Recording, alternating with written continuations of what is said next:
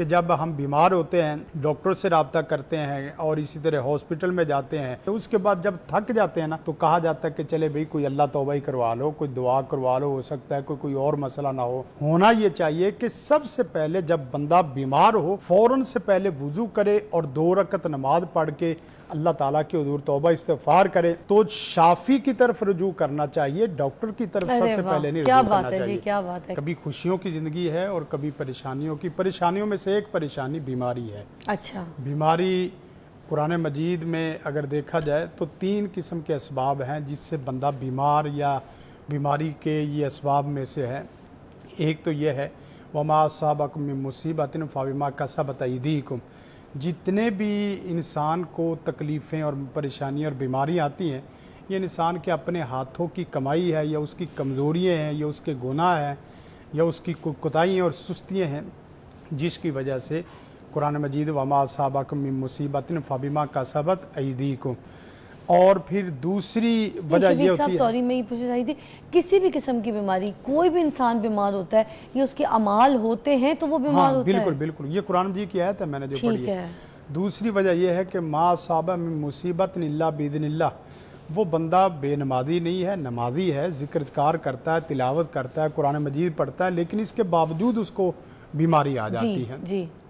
तो ये अल्लाह के हुक्म की वजह से होती है। अल्लाह उसको नमाजी आदमी के लिए जो उसका दर्जा रखा है, जो उसका मुकाम रखा है, अल्लाह ताला ने जो उसको इज़्ज़त और इसी तरह जो शोहरत और मकाम व मर्तबा और देना है, वो अपने अमाल से उस कदर वो मर्तबा हासिल नहीं कर पा रहा होता। मसलन ये है कि उसका मकाम व मर्तबा ये है, लेकिन वो अभी अपनी नेक अमाल से और अपनी अच्छे अमाल से यहाँ तक पहुँचा है। अब ये गैब जो है वो अल्लाह ताला उसको तकलीफ़ों और बीमारियों में मुब्तला करके वहाँ तक पहुँचा देता है। मगर हाफिज़ साहब कुछ लोग ना यहाँ बड़ा परेशान होते हैं कि एक तो बीमारी उसको उसके अमाल की वजह से, ठीक है, और उसकी जो परेशानियाँ हैं वो सब कुछ उस वजह से हो जाती हैं, बट एक जो है वो अल्लाह ताला उसके गुनाह माफ़ करने के लिए उसको बीमार करता है ताकि वो जो आपने कहा है कि गैप फिल हो जाए वो हो जाए। अब इसमें इंसान को पता कैसे चलेगा कि ये वो कौन सी बीमारी है जिसमें हमने कोई गलत काम किया है, कोई किसी के साथ बुरा किया जिसकी वजह से हम बीमार हुए, या फिर हमारी अल्लाह ताला कोई हमें नेक बंदों में चुनना चाहता है तो उसने हमारे ये जगह पुर करने के लिए हमें बीमार किया। हाँ, उसका बड़ा आसान तरीका है। अगर बीमारी आने से पहले आप 20 या 50% ईमान पे थे, मसलन 5 वक्त के या 3 वक्त के नमाजी थे, ठीक है, 2 वक्त के नमाजी थे, दुआ 1 वक्त करते थे, कुरान मजीद कभी कभार तिलावत करते थे, जिक्र कभी कभार करते थे, सदका कभी कभार, लोगों के साथ हमदर्दी कभी कभार करते थे। बीमारी आने के बाद आपकी दुआ का वक़्त दुरानिया 3 मिनट से 10 मिनट हो गया, नमाजों में पहले से ज़्यादा निखार पैदा हो गया, कुरान मजीद की तिलावत में बाकायदगी आ गई, जिक्र अज़कार में बाकायदगी आ गई, तो समझ लो ये अल्लाह की तरफ से आज़माइश है, ये रहमत है, ज़हमत नहीं है। अच्छा। ये सख्ती नहीं है। अच्छा। और अगर आपको बीमारी आने के बाद 50 से आप फिर नीचे चलते जा रहे हैं, आप शिकवे पे आ गए हैं, शिकायत पे आ गए हैं, और इसी तरह बावेला जदा फदा पे आ गए हैं, मायूसी पे आ गए हैं, और इसी तरह अल्लाह ताला के साथ नशुक्री के मामलात में आ गए हैं, तो समझ लो कि अल्लाह ताला की आपको दुनिया में पकड़ या सख्ती आ गई है। ये बड़ा आसान तरीका है और ये पहचान है। वगरना मोमिन आदमी हालात के बदलने से उसका ईमान नहीं बदलता। देखिए, मेरी खुशी में भी ईमान बढ़ता है, मेरी गमी में मेरी खुशी से ज़्यादा ईमान बढ़ता है, मेरे आम हालात में भी ईमान बढ़ता है, और मेरे परेशान कुन हालात में मेरा पहले से ज़्यादा अल्लाह पे एतमाद होता है। हत्ता कि यह है, बस औक़ात बीमार को सारा जहान छोड़ जाता है, उसके रिश्तेदार छोड़ जाते हैं, फिर उसके दिल में एक तमा और भरोसा और एतमाद एक ज़ात उसके ऊपर होता है, मुझे मेरा सारा जहान भी छोड़ जाए, मेरा रब मुझे नहीं छोड़ सकता। और जिस वक्त इस ईमान और यकीन के साथ अल्लाह से वो खलवत में बैठ के दुआएं करता है, खलवत में बैठ के आंसू बहाता है, और दिल में आरज़ुएं और तमन्नाएं वो अल्लाह के सामने पेश करता है, तो यकीन करें ये वो मकाम है जिस मुकाम तक असल अल्लाह ताला उसको लाना चाह रहा था।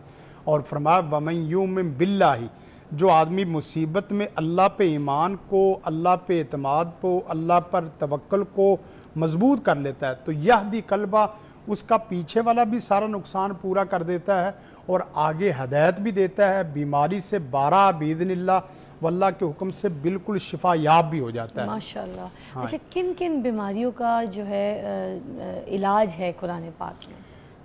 कुरान मजीद गोया के तमाम बीमारियों का इलाज है। कोई ऐसी बीमारी नहीं है कि जिसके लिए कुरान सबसे बड़ा शिफा ना हो। इमाम इब्न कय्यम और इमाम इब्न तैमिया अलैहि रहमा फरमाते हैं कि मान अल्लाहु दान, अल्लाह ताला ने कोई भी ऐसी बीमारी नादल नहीं की, उतारी नहीं है, इल्ला अनज़लहु शिफान, मगर उसकी शिफा उससे पहले उतारी है।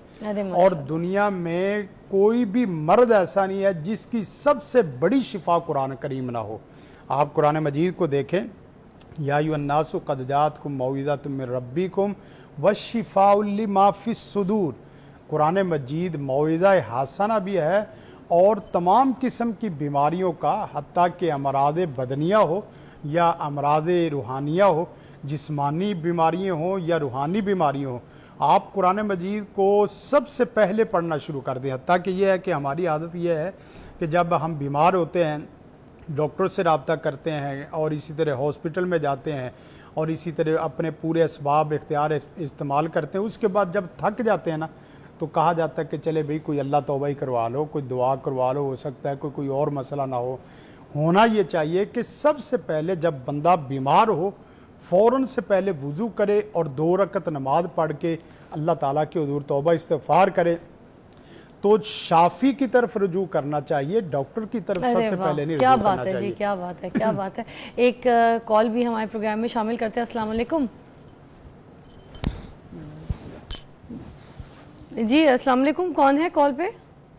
जी मेरा नाम अली है। जी अली, क्या कहेंगे?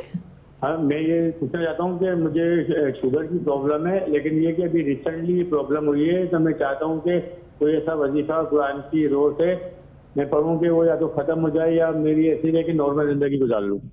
अच्छा, शुगर के लिए ठीक है शफीकुर रहमान साहब, शुगर के लिए? शुगर के लिए सबसे बेहतरीन दुआ तो सूरत फातिहा और फिर सूरत तगाबुन। सूरत तगाबुन कसरत से आप पढ़ लें और सूरत फातिहा। सूरत तगाबुन कसरत से मुराद यह है कि आप 3 दफ़ा पढ़ सकते हैं, 3 दफ़ा पढ़ लें, 2 दफ़ा पढ़ सकते हैं, 2 दफ़ा पढ़ लें, 1 दफ़ा कम से कम आपको पढ़नी चाहिए, लेकिन सूरत तगाबुन का मजमून पढ़े। हमारे लोग सूरतों के लफ्ज़ पढ़ते हैं, सूरतों के मजमून नहीं पढ़ते। अच्छा, मतलब जो हम जो पढ़ माना रहे हैं है उसका उर्दू का भी हमें पता होना चाहिए। उसका उर्दू तर्जमा 1 दफ़ा हमें कुरान मजीद से देख लेना चाहिए। और बेहतरीन तर्जमा अब्दुल सलाम भुटवी साहब का और इसी तरह मुफस्सिर कुरान हाफिज़ सलाहुद्दीन यूसुफ साहब, इनका वो तर्जमा है जो पूरे हरम में बाकायदा तमाम हाजियों को तकसीम किया गया। अच्छा, माशाल्लाह। हाँ, यानी अल्लाह ताला ने इनको ऐसी मकबूलियत दी। अगर कोई सादा आदमी तर्जमा पढ़ना चाहता है तो सबसे बेहतरीन तर्जमा ये जूनागढ़ी और हाफिज़ सलाहुद्दीन यूसुफ साहब वाला, मानिल कुरान भी उनका एक है, वो पढ़ ले। और इसी तरह अब्दुल सलाम भुटवी साहब, उनकी तफसीर बहुत ज़बरदस्त है। आप ये तर्जमा पढ़ के सूरत तगाबुन का और सूरत फातिहा तो है ही शिफा। क्या बात है, माशाल्लाह जी। एक ब्रेक लेंगे, ब्रेक के बाद दोबारा ज्वाइन करते हैं आपको। आज हम सिर्फ कॉल्स लेंगे और आपकी कॉल्स के ऊपर ही हम यहाँ पर जवाब देंगे। हाफिज़ शफीकुर रहमान हमारे साथ तशरीफ़ फरमा है। जिसको अगर कोई बीमारी के ख़तरात हैं या बीमारी है या किसी ऐसी बीमारी में सफ़र कर रहा है तो प्लीज़ कॉल कीजिए। We are here for you. Take a